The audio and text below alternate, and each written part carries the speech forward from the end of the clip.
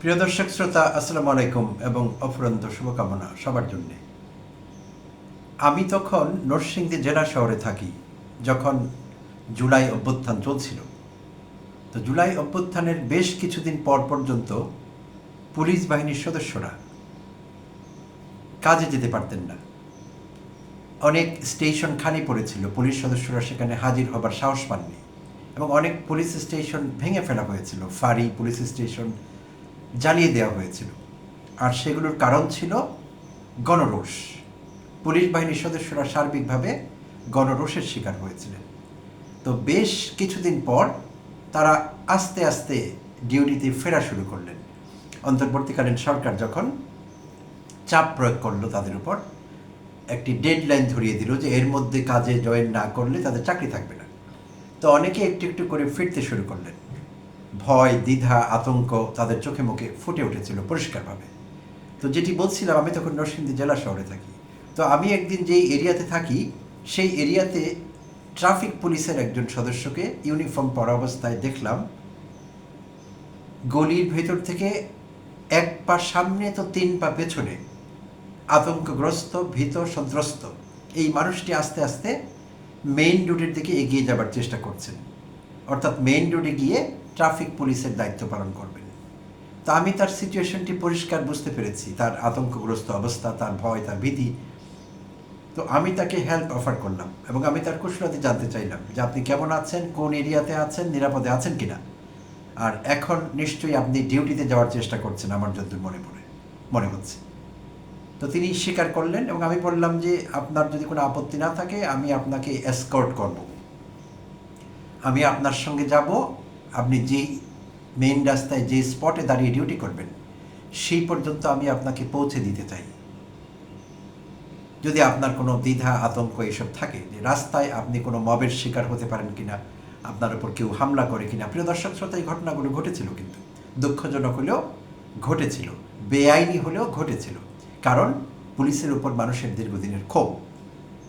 তো পুলিশ কখনোই বাংলাদেশের জনবান্ধব ছিল না, তবে শেখ হাসিনা আমলে 15.5 বছরে শেখ হাসিনা বিশেষভাবে পুলিশকে দুর্বৃত্তায়িত একটি বাহিনীতে রূপান্তর করেছিলেন শেখ হাসিনা সফলভাবে। সেনাবাহিনীকে করেছিলেন পলিটিসাইজ। বাংলাদেশে আগেও রাজনৈতিক হস্তক্ষেপ হয়েছে, এমনকি সেনাবাহিনীতে হয়েছে, সেটি এতই কম যে ধর্তব্য না।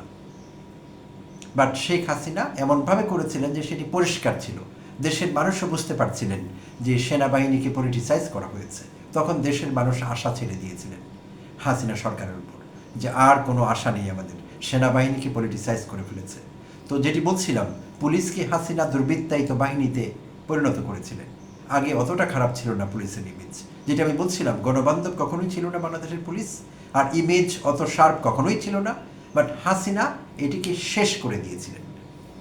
তো এই পরিস্থিতিতে নিশ্চয়ই পুলিশ বাহিনীর সদস্যরা যা করেছেন, মানুষের উপর জুলুম, নির্যাতন, হত্যা, তুলে নেওয়া, অপহরণ, সমস্ত অপকর্মে পুলিশ সদস্যরা জড়িত হয়ে পড়েছিলেন। আইজিপি থেকে শুরু করে কমিশনাররা, রেঞ্জ ডিআইজিরা, এসপিরা, থানার ওসিরা, এমন কেউ নেই যে মানুষের উপর জুলুম নির্যাতন করেননি।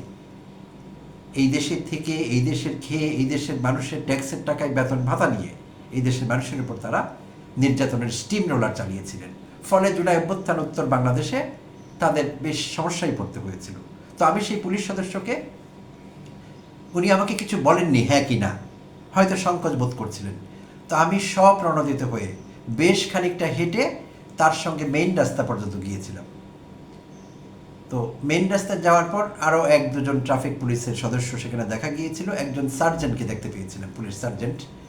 তো তখন আমি নিশ্চিত হলাম যে তিনি এখন নিরাপদে থাকবেন।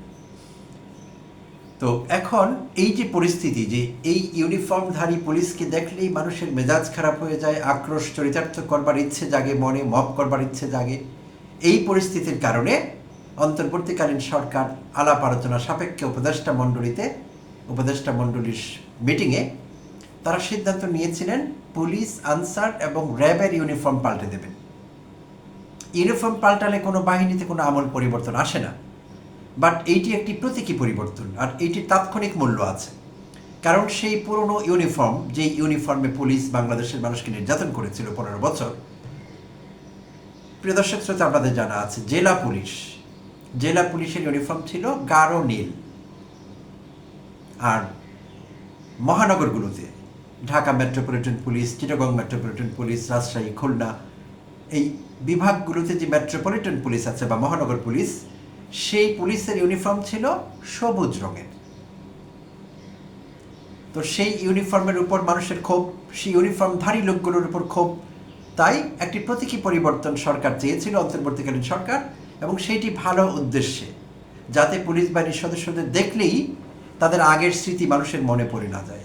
ভিন্ন ইউনিফর্মে দেখলে অন্তত ক্ষোভ জাগতে একটু সময় লাগবে, যে আচ্ছা ইউনিফর্ম চেঞ্জ হয়েছে, বাট লোকগুলো তো ওগুলোই যারা আমাদের নির্যাতন করতো, একটু হলেও সময় লাগবে সেই ক্ষোভ জাগতে।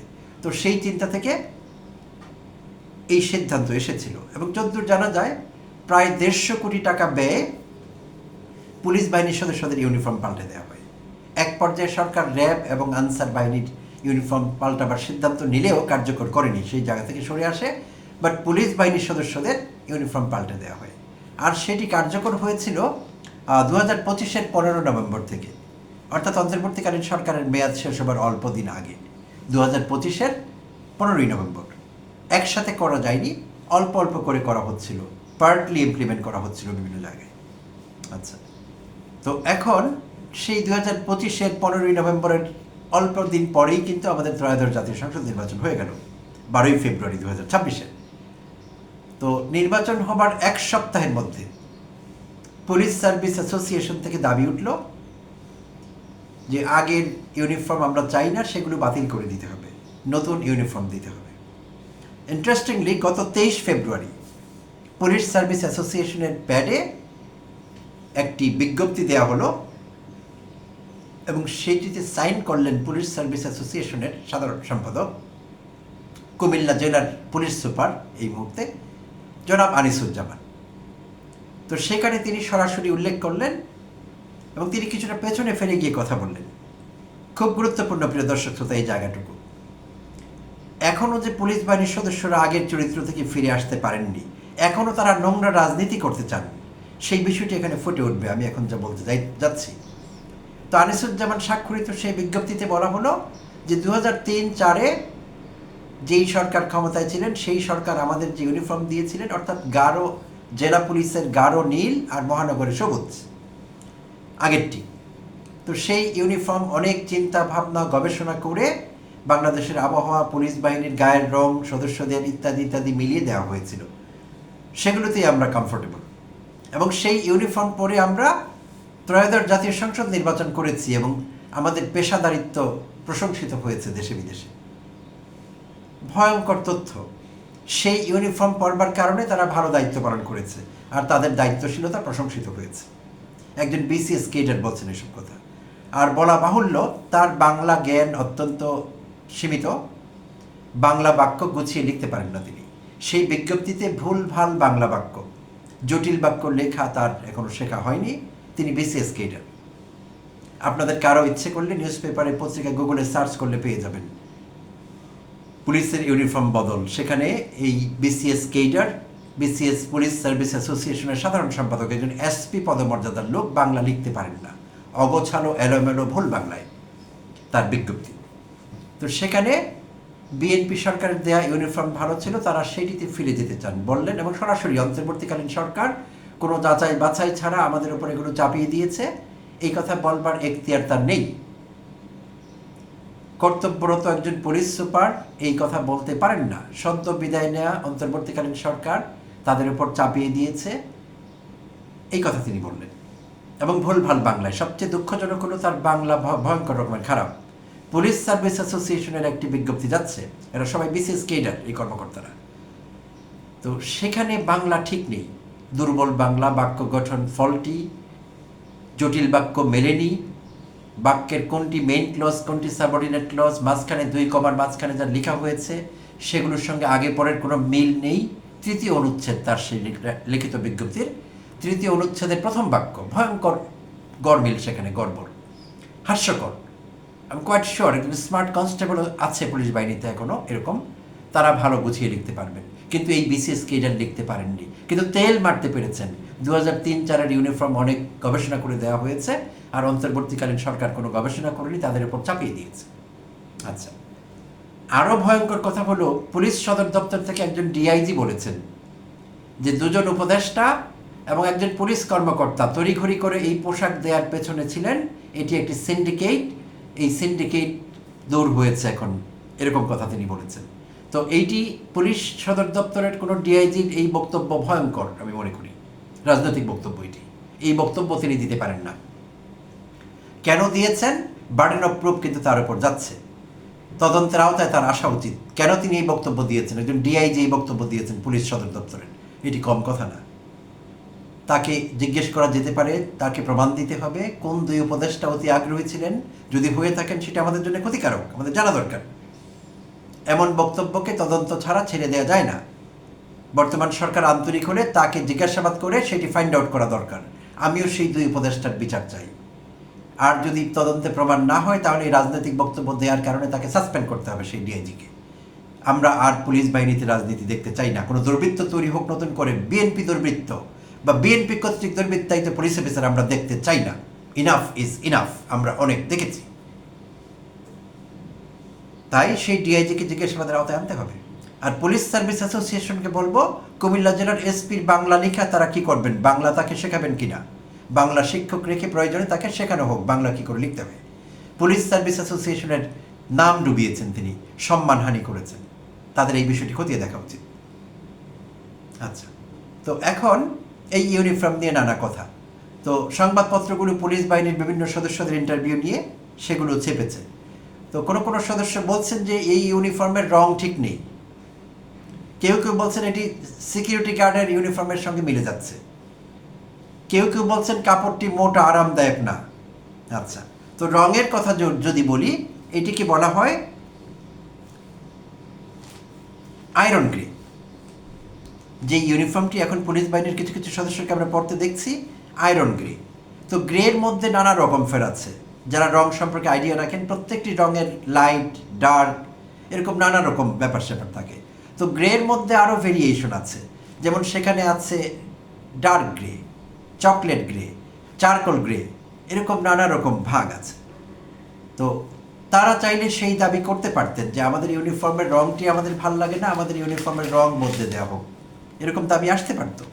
কিন্তু তারা হোলসেল রিজেক্ট করেছেন সেটিকে, সিকিউরিটি গার্ডের মতো দেখতে লাগে। এই বক্তব্য দিয়েও তারা সিকিউরিটি গার্ডদের ছোট করেছেন। এই বক্তব্য আনপ্রফেশনাল, এটি যায় না। আচ্ছা, তো আরামের যখন বিষয়টি আসে, মোটা কাপড় যদি হয় তাহলে সেখানে আমারও আপত্তি আছে। পুলিশ সদস্যরা অনেকে অনেক লম্বা সময় ধরে ডিউটি করেন, কাপড়টি যদি আরামদায়ক না হয় তারা পরবেন কিভাবে? তাই যদিও ইউনিফর্ম সরকার দিচ্ছে, নির্দিষ্ট সময় পর পর সরকার পুলিশ বাহিনীর সদস্যদের ইউনিফর্ম দিচ্ছে, তো যদি তাই হয় তাহলে পরের বারে তাদের ইউনিফর্মগুলোকে আরেকটু আরামদায়ক কাপড়ে দেওয়া যায় কিনা সেটা সরকার ভেবে দেখতে পারে। বর্তমান সরকার, কাপড়টি মোটা হলেও সুতি হতে হবে এবং আরামদায়ক হতে হবে, তো সেটি চাইলে সরকার করতে পারবে। তো এখন গতকাল স্বরাষ্ট্রমন্ত্রী সালাউদ্দিন আহমেদ বললেন পুলিশ বাহিনীর সদস্যরা এটি পছন্দ করছে না, তাই এটি পাল্টাতে হবে। এবং ইন্টারেস্টিংলি পুলিশ বাহিনীর সদস্যরা আগের ইউনিফর্মে ফিরে যেতে চাইছেন, অর্থাৎ আগের সেই মহানগরের জন্য সবুজ, জেলা পুলিশের জন্য ডার্ক ব্লু। তো যেই কারণে সরকার ইউনিফর্ম বদলানো, যাতে গণরোষের হাত থেকে পুলিশ বাহিনীর সদস্যরা বাঁচতে পারেন, যাতে পুলিশ বাহিনীর সদস্যদের আগের ইউনিফর্মে দেখলে আগের ক্ষোভ, আগের রাগ পাবলিকের তাদের উপর না আসে, পাবলিক সেটা ইমপ্লিমেন্ট না করে। তো তারা এখন চাইছে আগের ইউনিফর্মে ফিরে যেতে। কি ভয়ঙ্কর কথা! এবং গত সোম মঙ্গলবারে 64 জেলার এসপি সাহেবদের নেতৃত্বে প্যারেড হয়েছে পুলিশ বাহিনীর। সেই প্যারেডে তারা 1 লক্ষের উপর পুলিশ বাহিনীর সদস্যের কাছ থেকে হ্যাঁ না ভোটের মতো করে গণভোট নিয়েছে তারা কোন ইউনিফর্ম চায়। এবং পুলিশ বাহিনীর সদস্যরা জানিয়েছেন তারা সাবেক বহাল চান, অর্থাৎ বিএনপি 2003-04 সালে যে ইউনিফর্ম দিয়েছিল, যেই ইউনিফর্মে আমরা 2025-এর নভেম্বর পর্যন্ত দেখেছি পুলিশকে, এখনও অনেকে পড়ছেন, সেই ইউনিফর্মে তারা ফিরে যেতে চাইছেন। তাহলে পুলিশ বাহিনীর সদস্যদের কারো মাথায় ঢুকেনি যে অন্তর্বর্তীকালীন সরকারের মূল উদ্দেশ্য কী ছিল ইউনিফর্ম পাল্টাবার? গণরোষ থেকে তাদেরকে বাঁচানো, কিংবা তাদের যে তাৎক্ষণিক ইমেজ সংকট তৈরি হয়েছিল সেইটি ফিরিয়ে আনা আস্তে আস্তে। তাহলে এই বুদ্ধিটি কারো মাথায় আসেনি? তারা সবাই গট করে একেবারে হ্যাঁতে ভোট দিয়ে দিলেন আগের ইউনিফর্মে ফেরত চাই। এটি কেমন কথা? তাদের নিজের ইমেজের জন্য তাদের কোনো পরোয়া নেই। আর পুলিশের কর্তারা এসপি রাইট ইমপ্লিমেন্ট করেছেন, ডিসিশন এসপিদের থেকে আসেনি, উচ্চ পর্যায় থেকে এসেছে। তো অন্য বিষয়ে কি পুলিশ বাহিনীর সদস্যদের মতামত তারা কখনো নিয়েছেন? হ্যাঁ না ভোটের আয়োজন করেছেন? তারা কি ঊর্ধ্বতন কর্মকর্তাদের থেকে এরকম সিদ্ধান্ত কখনো এসেছে যে এখন থেকে আমরা আর ঘুষ খাবো না? কি বলেন, হ্যাঁ বা না? ভোট দিন। এখন থেকে আমরা শর্ট আর ডিউটি আওয়ার চাচ্ছি। এইটিও পুলিশ বাহিনীতে বড় একটি সমস্যা। তারা দীর্ঘ সময় ধরে কাজ করেন, অনেক কষ্ট করেন, অমানবিক অনেক সময়, যে আমরা শর্ট আর আওয়ারে কাজ করতে চাচ্ছি, লং আর আওয়ার চাই না। হ্যাঁ না। আর গুরুত্বপূর্ণ কোনো বিষয় ছিল না পুলিশ বাহিনীতে? পুলিশ বাহিনীর সদস্যদের আর কোনো সুযোগ সুবিধা চাওয়ার নেই? তো সেই বিষয়ে তো কখনো কিছু কাউকে বলতে শুনলাম না। কোনো জরিপ হয়নি, কোনো মতামত নেওয়া হয়নি, সরকারের উপর চাপ সৃষ্টি করা হয়নি। এটাও তো বলা হয়নি যে আমাদের রাজনৈতিক চাপ দেওয়া হচ্ছে, রাজনৈতিক চাপ চাই না। বরং তারা এনজয় করেছেন, ঊর্ধ্বতনরা। নিম্ন পর্যায়ের পুলিশ সদস্যদের কিছু করবার ছিল না, ঊর্ধ্বতনরা এনজয় করেছেন, সরকারের অংশ হয়েছিলেন, তারা দুর্বৃত্তায়িত হয়েছিলেন, সেভাবে সুযোগ সুবিধা আদায় করেছিলেন। সেগুলো তো ফেরত দিতে চাই, সেগুলো নিতে চাই না, এমন তো কখনো বলেননি তারা। তো সব কিছু মিলিয়ে পুরো বিষয়টি আবার রাজনীতিকরণ শুরু হয়েছে এখানে। আবার বিএনপি সরকারের কোলে উঠবার চেষ্টা করছে তারা, পুলিশ সদস্যরা, ঊর্ধ্বতনেরা। তাদেরকে সাবধান করছি, এই ভুল আর করবেন না। যে ভুলের কারণে বহু মাস বাসা থেকে বেরোতে পারেননি, এখনো ভয়ে আছেন, এখনো থানায় ঢুকে লোকেরা আপনাদের মারধর করে, যে আপনারা কিছুই করতে পারেন না, কারণ আগের ভয় আপনাদের মধ্যে কাজ করে। আগের শৌর্য বীর্য সব হারিয়েছেন আপনারা, যেটি অপব্যয় করেছিলেন, মিসইউজ করেছিলেন পাওয়ারকে। তো আর রাজনীতি করবেন না, কারো কোলে উঠবার চেষ্টা করবেন না। নিজেদের বৈধ দাবি দেওয়া নিয়ে কথা বলুন। আমরা জনগণও আপনাদের সঙ্গে আছি এবং থাকব, তবে সেখানে যৌক্তিকতা থাকতে হবে। আর চট করে অন্তর্বর্তীকালীন সরকার এটি করেছে, ওটি করেছে, এটি বলা আপনাদের কাজ না। এটি ভুল করছেন, এরকম কথা বলে অন্যায় করছেন। এটিও রাজনীতি। এটি বিএনপি করবে, আপনারা কেন করবেন? আপনারা সরকারি কর্মকর্তা, সরকারি চাকরি করেন, প্রজাতন্ত্রের কর্মচারী। তো এই বিষয়গুলো সবাই মাথায় রাখলে ভালো হবে বলে মনে করছি। ধন্যবাদ প্রিয় দর্শক শ্রোতার সঙ্গে থাকবার জন্য।